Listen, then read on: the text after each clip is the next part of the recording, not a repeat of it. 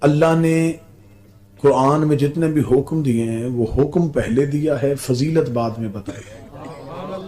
نماز پڑھو یہ حکم، کیا ہوگا فضیلت بعد میں، روزہ رکھو یہ امر حکم، فضیلت بعد میں، زکوٰۃ دو حکم پہلے فضیلت بعد میں۔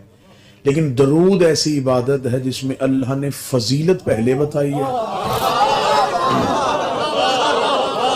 حکم بعد میں دیا۔ خدا کہہ رہا ہے کہ میں اور میرے فرشتے پڑھتے ہیں، یہ فضیلت، تم بھی پڑھو یہ حکم ہے۔ میں پڑھ رہا ہوں، میرے ملائکہ بھی پڑھ رہے ہیں، تم پڑھو، فضیلت پہلے بتائیے حکم بعد میں دیا۔ میرے مالک آپ نے یہاں فضیلت پہلے کیوں بتائی؟ فرمایا میں چاہتا ہوں کہ عمل کرنے سے پہلے عارف بن جاؤ۔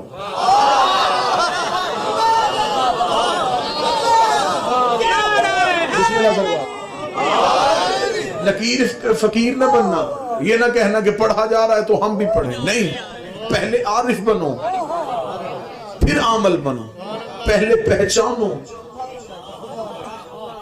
کہ جن پہ پڑھ رہے ہو یہ ہیں کون۔ جب بھی تمہارے ذہن کے کسی گوشے میں آنے لگے کہ ہم جیسے ہیں، فوراً سوچ لینا کہ ان پہ اللہ درود پڑھا ہے۔ جب بھی مطابقت کرنے لگو، جب بھی انہیں سوچنے لگو، ذہن میں یہ بات آئے کہ ان پہ تو اللہ درود پڑھ رہا، ان پہ تو اللہ صلوات پڑھ رہا۔